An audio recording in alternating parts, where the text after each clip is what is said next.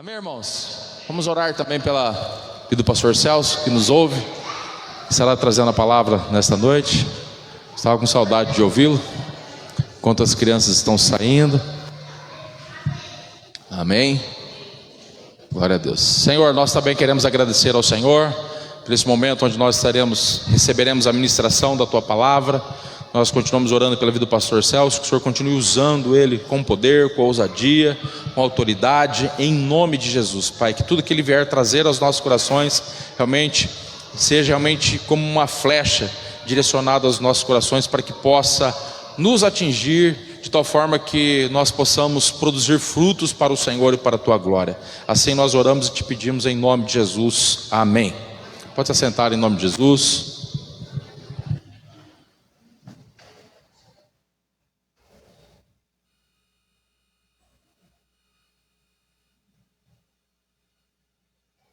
Saúdo a todos os irmãos com a graça e a paz de nosso Senhor Jesus Cristo. Quero ver se os irmãos estão me ouvindo bem. Quem está me ouvindo bem, levanta a mão, para que eu possa ver aí. Muito bem. Não adianta eu pedir para os irmãos falar amém, porque eu não tenho o retorno auditivo, né, da igreja, porque a gente está se acostumando aqui e aprendendo também, né, a mexer com a parte digital. E eu louvo a Deus porque tem uma câmera ali em cima que eu consigo ver os irmãos, e também consigo acompanhar o culto quando eu estou com o Facebook aberto, ouvindo, e acompanhei o culto todo desde o início. Aliás, eu acompanho a maioria dos cultos que tem na igreja aí em Pirajuí. É uma alegria, tá no meu coração. E é sempre bom também fazer parte dessa exposição da palavra do Senhor que nós temos participado. Eu tenho aprendido sempre muito. Essa história de hoje, eu falo história porque antes de ser um texto escrito, ela é uma história, né? Não é apenas um texto, porque às vezes as pessoas elas falam assim, principalmente os críticos, né, com a palavra de Deus: papel aceita tudo. Mas aqui nós temos a palavra de Deus foi escrita de fato. Há um escritor humano que escreveu essa história para nós, mas essa história, ela de fato aconteceu, né? Ela é a história que aconteceu em Jerusalém há 2000 anos atrás, e ela é a primeira história registrada na história da igreja. É a primeira história depois do Pentecoste. Então, nas últimas 2 ou 3 mensagens, nós estávamos ouvindo as histórias sobre o derramamento do Espírito Santo de Deus, que aconteceu lá em Jerusalém, né? Como eu disse, há 2000 anos atrás, cerca do ano 29 da era cristã, né? Depois de Cristo, costuma-se dizer. E essa história, ela, para alguns, como por exemplo, aqui eu tenho nas minhas mãos uma Bíblia que é a Bíblia cronológica. Então os autores aqui dessa Bíblia, não me lembro o nome deles agora, é Parker, alguma coisa assim, um deles, porque na verdade tem 2 autores que organizaram essa Bíblia. Para eles, essa história aconteceu no mesmo dia que o dia de Pentecoste, porque eles colocam aqui a data, né? Por exemplo, essa Bíblia aqui, ela tem a data. Então, se eu vou lá na história, ele vai dizer que essa história aconteceu no dia 5 de junho, né? 5 de junho de 29, né? No ano 29. Nós estamos no ano 2025.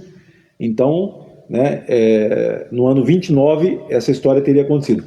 Porém, quando o nosso irmão Lucas, o médico amado, escreve, ele já havia escrito o Evangelho de Lucas a essa altura, e aqui ele escreve o livro, o Atos dos Apóstolos, né?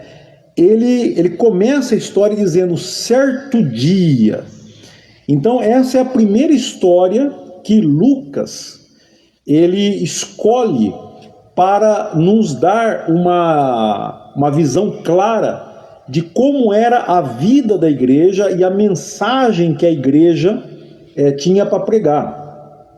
Ninguém tinha sido preso ainda, né? Aqui, quando nós lemos Atos dos Apóstolos, como numa das canções que nós acabamos de ouvir, e hoje não é diferente, né? Nós estamos aí a semana passada orando por um missionário americano que ele foi sequestrado no Níger, e por causa disso tem alguns outros missionários aqui, inclusive perto da gente aqui, que estão retornando. Muitas missões têm abandonado, têm deixado de trabalhar no Níger, em Burkina Faso e também no Mali, né? Por causa do perigo. Não é o Estado que persegue, mas os radicais religiosos desses lugares têm, eles, na verdade, o interesse deles, a motivação deles é dinheiro, né? Eles sequestram, principalmente americanos, missionários americanos, porque eles querem levantar algum dinheiro. É uma região muito pobre do mundo, né? Nós temos lá o Élysée Badolo, que tem uma equipe de pastores plantando igreja. Enfim, mas o livro de Atos vai nos trazer muitas histórias de perseguição. Agora aqui, essa é a primeira história. Ninguém ainda tinha sido preso, né? Jesus tinha sido morto e, como vocês sabem, né, Jesus ressuscitou. Então, quando Jesus envia o Espírito Santo, né, ou o Pai, como você queira, quando o Pai envia o Espírito Santo, o Consolador, que traz poder, que leva os discípulos a proclamarem a palavra, o Evangelho. Então, o que é que acontece agora? E a grande questão que se coloca muitas vezes nesse momento da história, nesse momento específico, é a seguinte: afinal de contas, Jesus era ou não era o Messias? Jesus era ou não era o rei que veio para implementar o reino de Deus? Essa era uma das perguntas que se fazia. Esse povo lá em Jerusalém, eles estavam diante das profecias do Antigo Testamento. Jesus, ele disse claramente que ele era o Messias, ele era o cumprimento dessas profecias. Agora, Jesus não estava mais ali em corpo presente. Todos que estavam ali, ou muitos que estavam ali, sabiam a respeito da história de Jesus. E agora o que eles tinham era aqueles 12 discípulos, né? Nós já vimos aqui a história recentemente de quem substituiu Judas Iscariotes. Eles têm ali um grupo de crentes e começa a acontecer algumas coisas maravilhosas, algumas coisas que não podem ser explicadas com facilidade. E num certo dia, né? Então essa é a primeira história, Pedro e João, que são dois dos discípulos dos 12, né, de Jesus, vão até o templo para a oração da hora nona, né, que é a oração das 3 horas da tarde. Então eles tinham lá o templo, aquele templo de Salomão, o templo de Herodes, perdão, enorme, né, suntuoso, um templo maravilhoso, né, com a porta formosa que estava ali. Era uma porta de bronze com ouro, com prata, e eles foram para o templo para orar, para participar dessa reunião de oração, ou daquele ritual de oração dos judeus. E quando eles iam se aproximando, também traziam um homem aleijado desde o seu nascimento. E porque todos os dias, frequentemente ele era trazido por seus amigos e colocado ali na porta do templo, como ele era aleijado, para pedir esmolas, para conseguir ganhar a sua vida pedindo esmolas. Quando ele viu Pedro e João se aproximando, pediu a eles que lhe desse alguma coisa. E então achou que fosse receber alguma coisa deles.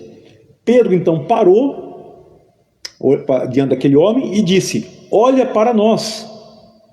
E quando o homem olhou, achando, bom, agora eu vou receber com certeza alguma coisa, Pedro então disse para ele: nós não temos ouro nem prata. Ou em outras palavras, dizendo no português moderno para nós hoje, nós não temos nenhum dinheiro para te dar. mas nós vamos te dar o que nós temos. E aí eles disseram, e Pedro então disse: em nome de Jesus Cristo, o Nazareno, levanta e anda. E Pedro tomou o homem pelas mãos direita e o ajudou-se a levantar. Naquele mesmo instante o homem foi curado. Os seus pés e os seus tornozelos ficaram fortes e ele começou a andar. E ele então entrou com Pedro e João para o interior do templo, porque ele estava na porta do lado de fora. Ele entrou para o interior do templo, subindo as escadas, pulando, andando, pulando e louvando a Deus, e junto com Pedro e João. E a multidão ali que estava ao redor começou a chamar a atenção, porque eles disseram: epa, esse aí não é aquele que há tanto tempo nós temos visto aleijado na porta do templo? Ele era aleijado de nascença.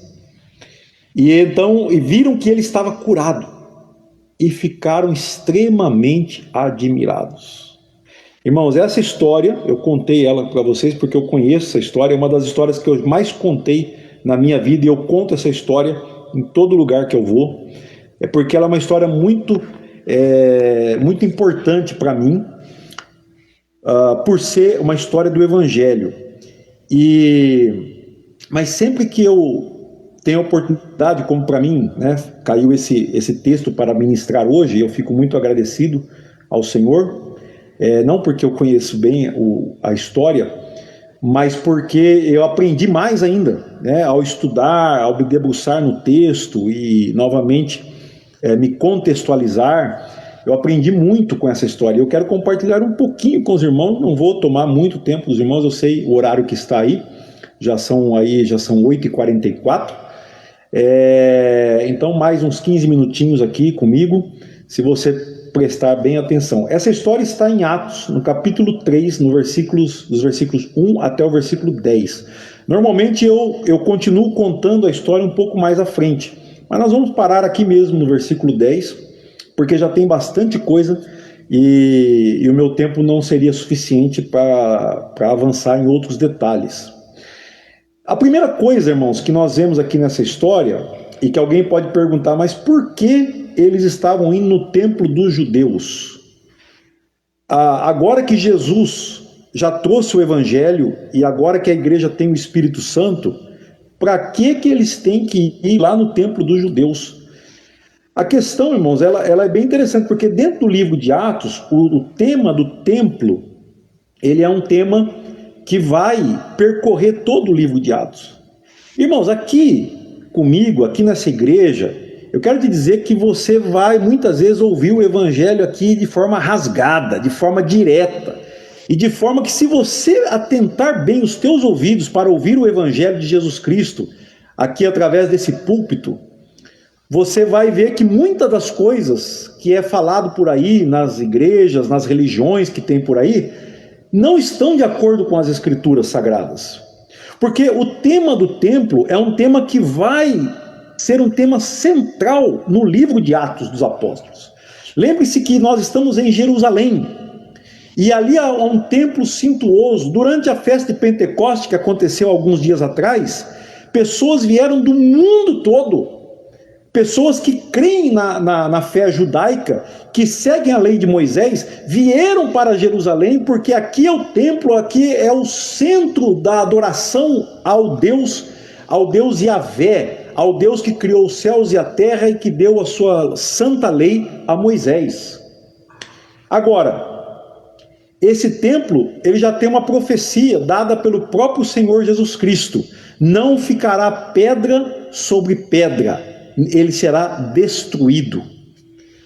Isso é questão de tempo. Nós conhecemos a história. Eles não, naquele momento da história, ninguém imaginava, ninguém podia imaginar que Jesus estava dando uma profecia pelo poder de Deus e que ela aconteceria no ano 70, ou seja, 41 anos depois esse templo seria destruído. Na verdade, toda a cidade de Jerusalém seria destruída pelos romanos, porque os romanos tinham muita dor de cabeça com os judeus e em algum momento eles acabariam fazendo isso, e então fizeram.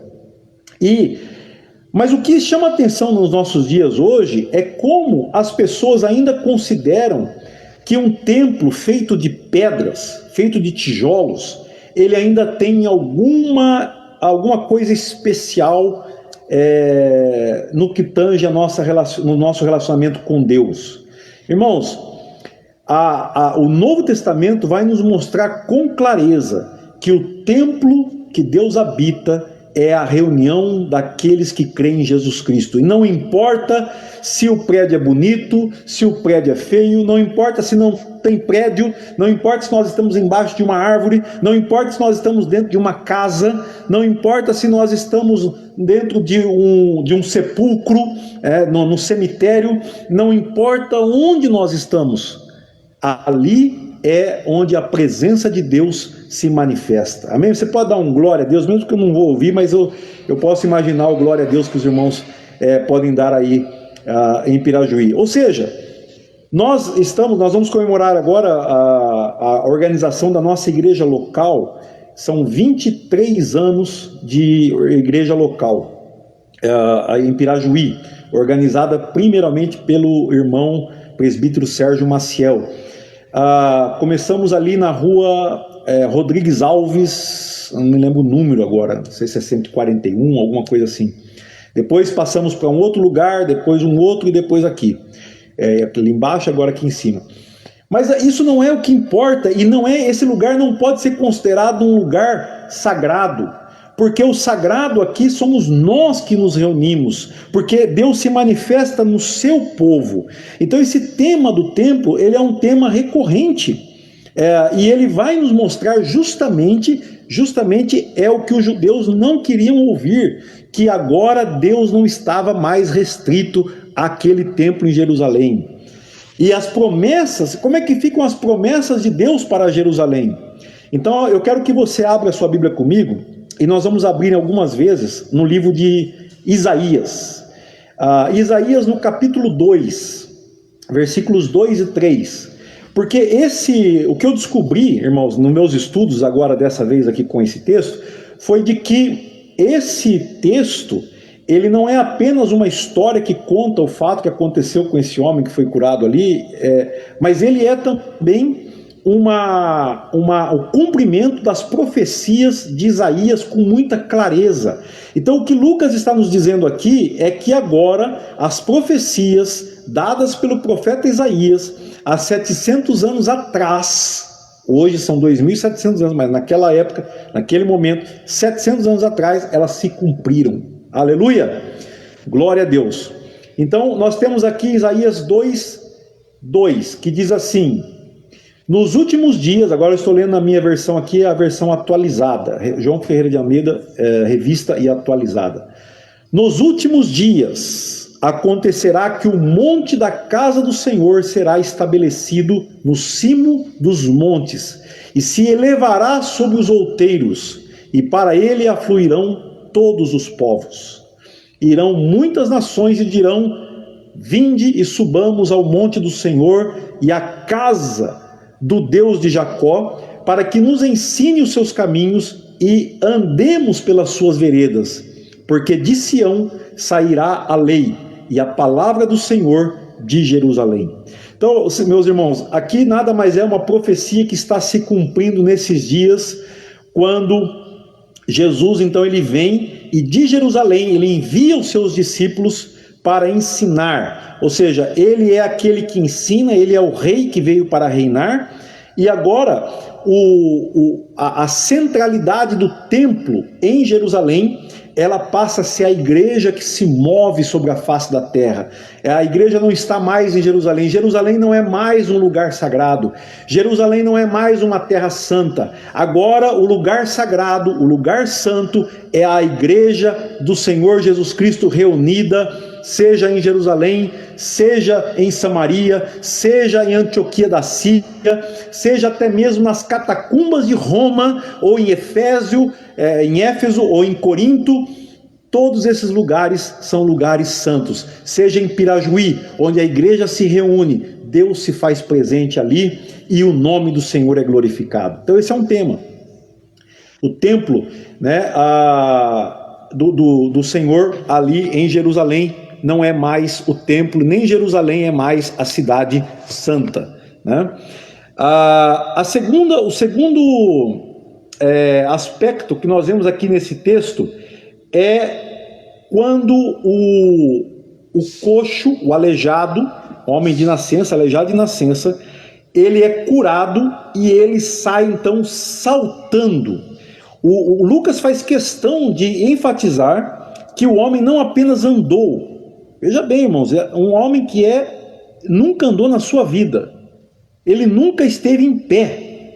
Ele nasceu e ficou ali aleijado. E por isso que ele pedia esmola, porque ele não tem outra alternativa. Ele não tem alternativa de sobrevivência. E é normal nessa sociedade. Eu contei já para os irmãos aqui como que no Senegal até hoje as pessoas que nascem cegos, ou que são cegos, ou que estão aleijados, ou que têm alguma doença, os albinos, eles têm o direito de pedir esmolas na rua, porque é assim que funciona uma sociedade que não é uma sociedade ocidental, secular, e é essa exatamente que nós estamos vendo aqui.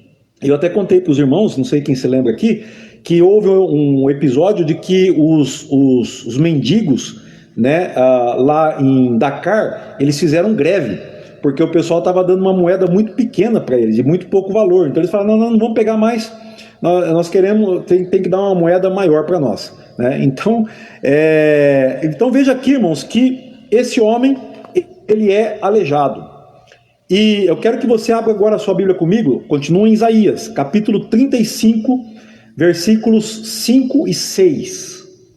Diz assim a palavra do Senhor: então se abrirão os olhos dos cegos e se desimpedirão os ouvidos dos surdos. Os coxos saltarão como cervos. Cervos é um tipo de veado, né? Que é um animal que gosta de saltar, né? E os coxos saltarão como cervos, e a língua dos mudos cantará, pois águas arrebentarão no deserto e ribeiros no ermo. Aqui está uma profecia de Isaías, uma profecia do Senhor, dizendo então o que aconteceria. E agora aqui em Atos capítulo 3, nesse dia, nós temos um claro cumprimento das profecias do profeta Isaías. Ou seja, os coxos saltarão como servos. Você pode dar um glória a Deus por isso também? Aleluia! Os coxos saltarão como servos. E agora é exatamente isso que Lucas está nos descrevendo, que aconteceu ali num certo dia em Jerusalém. Então isso é o sinal dos tempos. No versículo anterior, irmãos, no texto anterior que nós lemos em Isaías, fala nos últimos dias. Nos últimos dias. Até tive uma conversa interessante essa semana com um casal de crentes, e a senhora ela falou assim, nós estamos vivendo nos últimos dias. Aí o senhor falou assim, mas como que você sabe que nós estamos nos últimos dias? Eu falei assim, irmão, nós estamos nos últimos dias desde que Jesus veio a primeira vez. Porque se vocês vão ler aqui mesmo em Atos, no capítulo 3, não sei se no domingo que vem ou no outro, que Pedro diz novamente que nós estamos nos últimos dias. Ou seja, Pedro estava nos últimos dias. E agora você tem aqui um cumprimento dessa profecia nos últimos dias. Terceiro aspecto do texto, os excluídos. Vejam que esse aleijado, irmãos, os judeus, eles não gostavam muito que os aleijados entrassem no templo. Existia até uma crença que os aleijados não podiam entrar no templo. Na verdade, uma pessoa coxa, uma pessoa que não podia andar, qualquer defeito que tivesse no corpo, ele não podia exercer o ofício de sacerdote. Não podia ser sacerdote, ou exercer o ofício do sacerdócio. Mas não havia uma restrição clara de que eles não podiam entrar no templo. Mas o templo ali de Herodes, naquela época, eles não tinham tanta preocupação com essas pessoas excluídas, que muitas vezes têm uma dificuldade, né, como hoje se tem no mundo. Então uma rampa, né, uma cadeira de rodas. Tanto é que esse homem ele é carregado pelos seus amigos.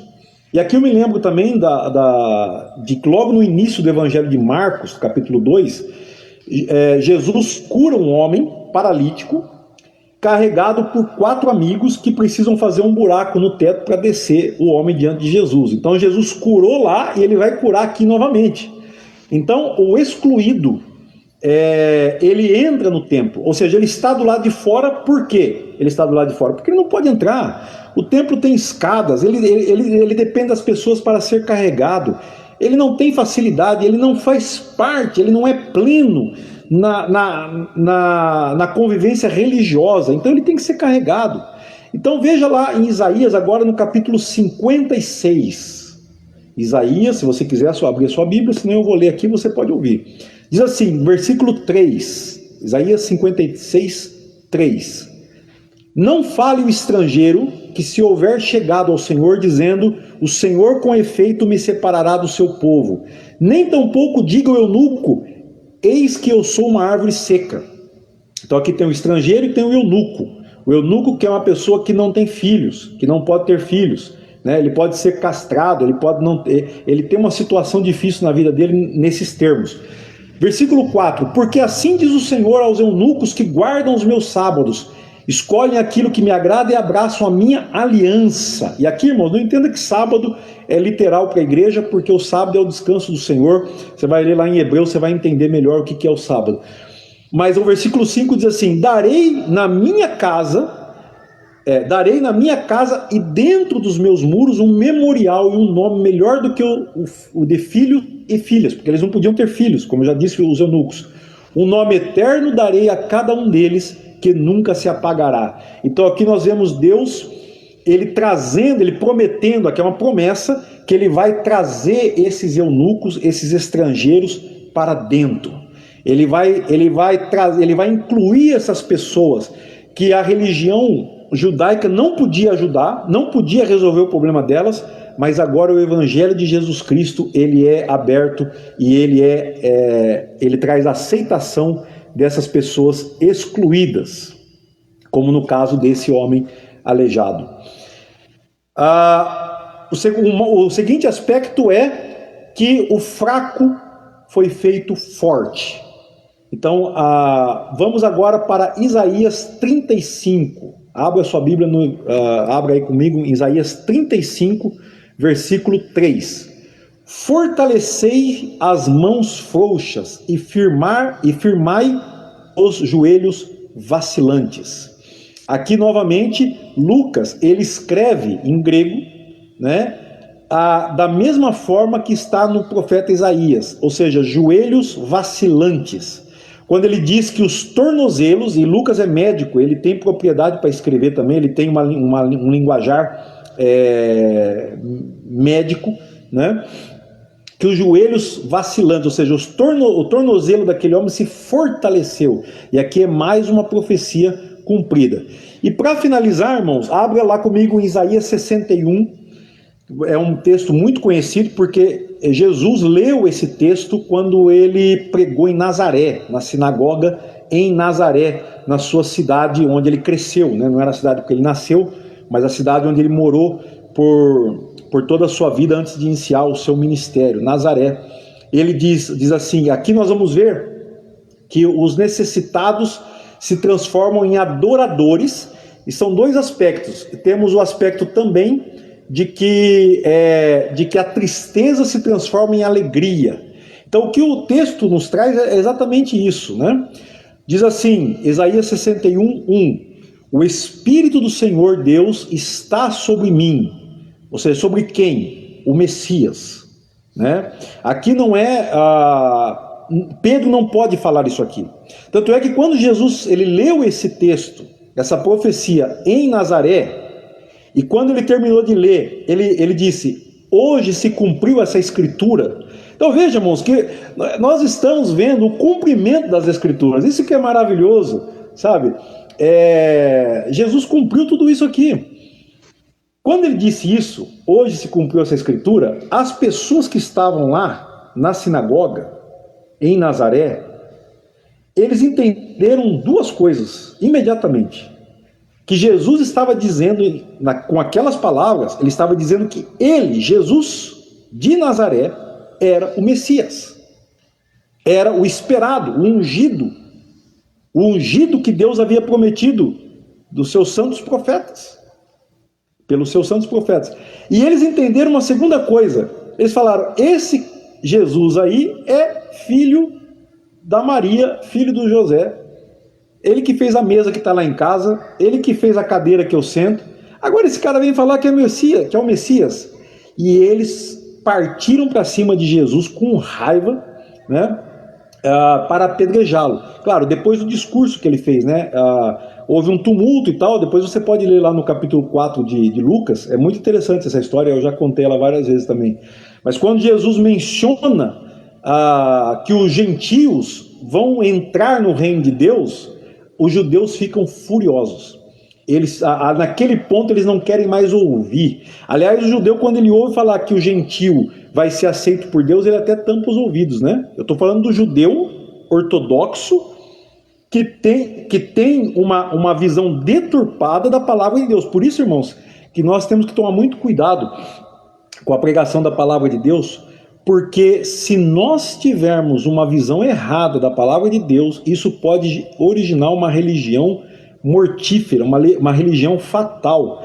E eles então partiram para cima de Jesus para apedrejá-lo.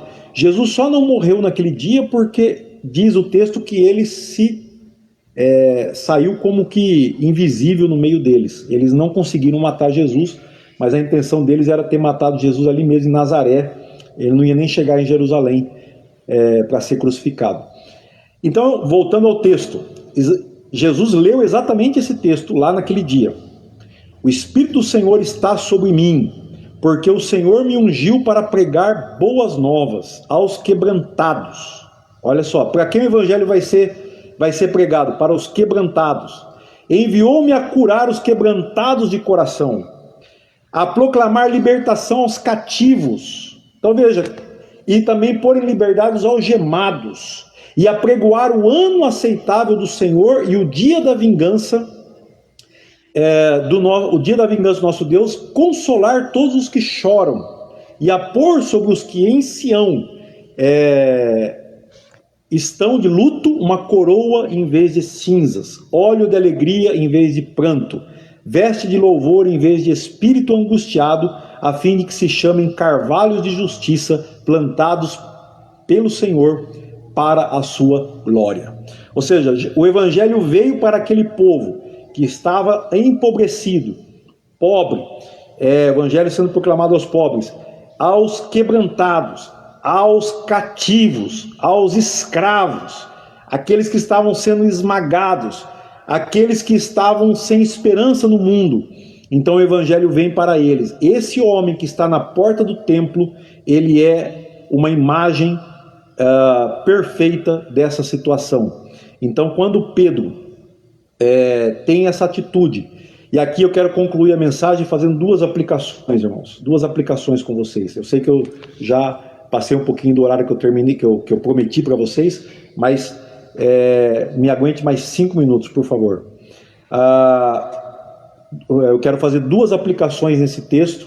Poderia aqui falar, né, ao resto da noite aqui, explicando versículo por versículo e dando detalhes e tanta coisa. Mas nós estamos num culto onde a palavra do Senhor é proclamada, e o único objetivo dessa mensagem ser pregada no culto, porque veja bem, irmãos, nós vemos aqui na igreja, tivemos a parte da adoração pelos louvores e tudo, e isso é maravilhoso. Depois nós temos a parte da comunhão, a nossa comunhão através dos avisos, dos recados, do que nós fazemos para missões, como foi dado aqui o relatório pela irmã Carla, as orações dirigidas pela irmã Cida. E quando chega o momento da palavra, o objetivo nosso é um só, é fazer com que os nossos corações possam ser tocados pela palavra do Senhor, no sentido de nos mover da posição que nós estamos. Então, duas coisas esse texto vai falar com você, meu irmão. A primeira delas é se você se encontra na situação desse homem sentado à porta do templo, aleijado, pobre, necessitado, triste, quebrantado, desanimado, deprimido. Ou seja, a mensagem do evangelho vem. na vida desse homem, fraco, e ele está fraco, ele vai ser transformado pelo poder de Deus.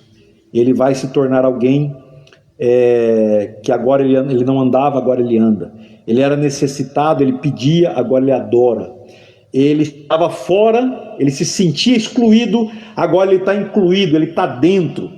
Ele se sentia esquecido, agora ele sabe que Deus o ama. Ele se sentia abandonado, sem esperança, agora ele tem a esperança em Jesus Cristo, e Jesus Cristo se manifestou na vida dele. Então, irmãos, porque o centro do texto, e eu não posso logicamente deixar de enfatizar isso, é quando Pedro diz: olha para mim, nós não temos prata nem ouro para te dar, mas o que nós temos nós te damos. Em nome de Jesus Cristo, o Nazareno, levanta e anda.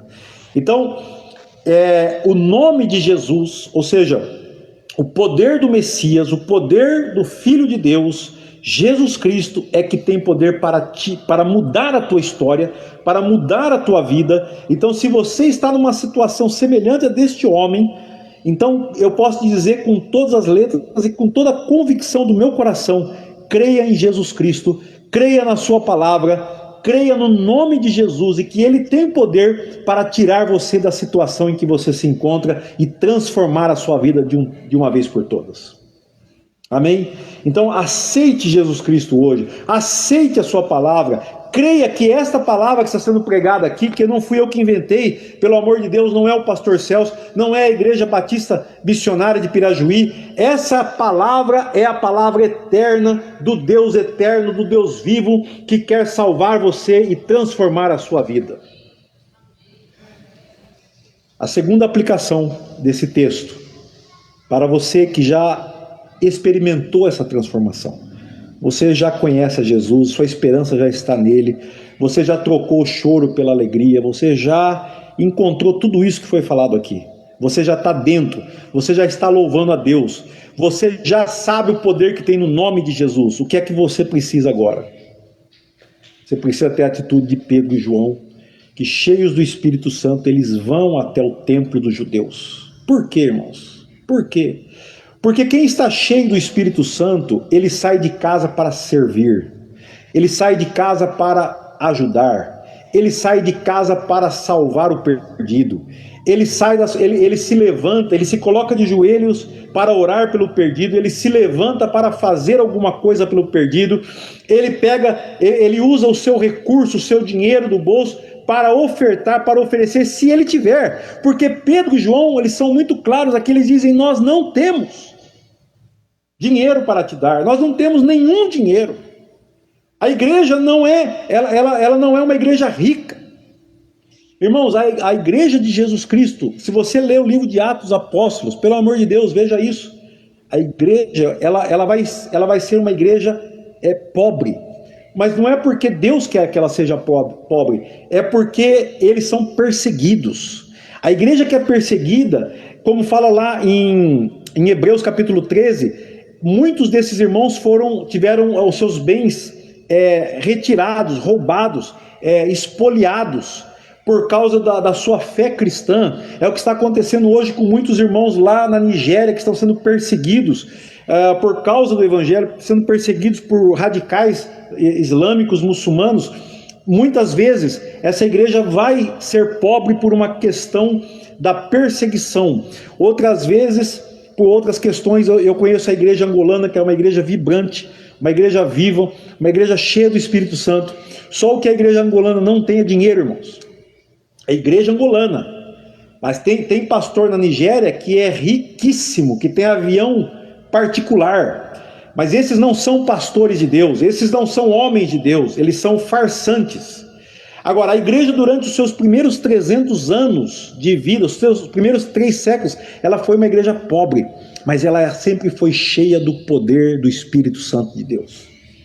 Tanto é que no século XIV, século XIII ou XIV, se eu não me engano, havia um sábio chamado São Tomás de Aquino, ou Tomás de Aquino, e o Papa, na ocasião, falou com ele, mostrando o ouro da igreja, lá do Vaticano, da igreja de Roma, tanto ouro, tanta prata, tanto dinheiro. E o Papa disse para São Tomás: tá vendo, Tomás? Nós não podemos mais dizer como Pedro, não temos ouro e não temos prata. Então Tomás, sabiamente, ele respondeu ao Papa o seguinte: também não podemos mais dizer em nome de Jesus Cristo Nazareno, levanta e anda. Ou seja, a igreja, ela não precisa do dinheiro para fazer a obra de Deus. Eu tenho ensinado às vezes esse texto, essa história, no continente africano, e eu vou dizer para os irmãos, eu tenho às vezes umas discussões boas com os africanos, viu? Eles querem me convencer de que eles não podem fazer a obra de Deus sem dinheiro. Eu falo: irmãos, então vocês vão falar com Pedro, porque ele fez a obra de Deus sem dinheiro. Ele fez a obra de Deus sem dinheiro.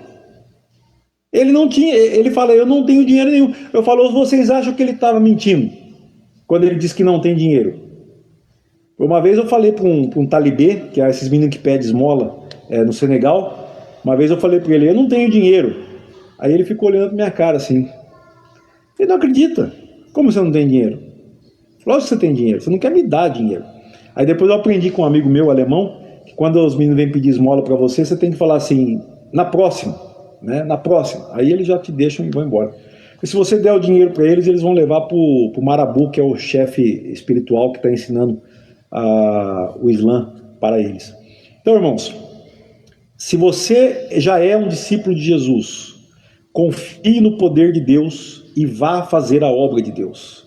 Vá pregar o evangelho, vai anunciar as boas novas. Ou seja, como Pedro e João, eles não tinham que ir no templo, mas eles foram para servir. O templo não era um lugar. Muita gente vai na igreja para ser abençoado como se fosse um cliente da igreja. Vem na igreja para reclamar do serviço que a igreja presta, como se fosse um serviço de fast food, ou sei lá, de um restaurante. Como você pode fazer um review lá no Google: fui nessa igreja, fui bem recebido, que bênção, né? Ou outro vai criticar, fala: eu fui nessa igreja, ninguém me cumprimentou e o pastor prega mal para chuchu, entendeu? Então a igreja não pode viver esse clientelismo, ou essa coisa assim de comércio que hoje está invadindo todo lugar. Não, a igreja, ela faz a obra de Deus com ou sem dinheiro. A igreja não precisa do dinheiro para fazer a obra de Deus. E os africanos, às vezes, eles querem me convencer. Eu falo: não, nós podemos ter, porque quando nós temos o dinheiro no bolso, se eu tenho dinheiro pessoal particular meu, você, pessoal particular seu, você é responsável pelo que você vai fazer com o seu dinheiro, né? Então, se nós temos dinheiro, nós queremos ajudar com dinheiro. E nós vamos ajudar pessoas com dinheiro. Nós vamos ajudar com projetos sociais, com projetos de transformação. Por exemplo, a igreja, não é que ela vai curar todo o aleijado que tem pela frente, mas a igreja pode ajudar, por exemplo, lugares onde as pessoas não têm uma cadeira de roda. Ele é aleijado, ele tem que se arrastar. Na África, há muitos aleijados que eles têm que se arrastar para o lugar de culto, ou para se deslocar, seja para onde for. Então, quanto custa uma cadeira de roda para nós ajudarmos essas pessoas a se locomoverem melhor, né? O Ronaldo Lidório, que é um missionário muito querido no Brasil, ele tem um livro dele, eu não me lembro, a Igreja com Combo, uma coisa assim, e tem a fotografia de uma moça que levanta a mão assim. Ela é uma moça aleijada, ela vai para a reunião de oração se arrastando. Essas pessoas, muitas vezes eles têm um pedaço de couro que eles colocam no joelho e eles se arrastam pelo chão para chegar até algum lugar. Então, irmão, se nós temos dinheiro para ajudar essas pessoas a ter uma cadeira de roda, né? No caso dessa moça que está na capa do livro do Ronaldo Lidório, ela levanta a mão porque ela aceita Jesus, ela se entrega a Jesus e ela é transformada pelo poder de Deus. Então esse milagre vai acontecer novamente na vida dela. Ela não foi curada da sua situação física, mas ela encontrou a alegria, a mesma alegria que esse homem naquele dia encontrou, e ele louvava a Deus saltando, entrando no templo. Essa menina, na história do que o Ronaldo Lidório conta, ela também encontrou em Jesus Cristo, porque ela foi salva e ela foi restaurada por Jesus. Então nós precisamos de pessoas como Pedro, como Pedro e João nesse dia, e como você, que já é convertido a Jesus Cristo, para que você se levante e que você leve o Evangelho de Jesus a toda criatura. Vamos ficar em pé e orar em nome do Senhor Jesus. Eu já convido quem vai me dar continuidade ao culto aqui, não sei se é um dos irmãos da equipe pastoral. Eu vou simplesmente fazer uma curta oração e passar a palavra. Senhor nosso Deus, eu te agradeço, Senhor, pela igreja que se reuniu, e peço perdão a Ti e aos irmãos que eu passei um pouco do tempo que havia prometido, mas de fato, Senhor, a Tua palavra nos faz estremecer. A Tua palavra é tão poderosa que nós não conseguimos muitas vezes, ó Pai, nos conter em entregar, ó Deus amado, em desvendar, ou pelo menos tentarmos fazer isso diante dos olhos, diante dos ouvintes, ó Pai, daqueles que nos olham e escutam, o poder que o Senhor tem para transformar. E como nós, muitas vezes, crentes em Jesus Cristo, somos chamados para servir, chamados para transformar as vidas, como Pedro e João fizeram naquele dia, muitas vezes nós ficamos acuados, ficamos desanimados e não damos esse passo, ó Deus, de acordo com a nossa fé. Eu sei que Pedro e João estavam sob o impacto do derramamento do Teu Espírito naqueles dias, ó Pai.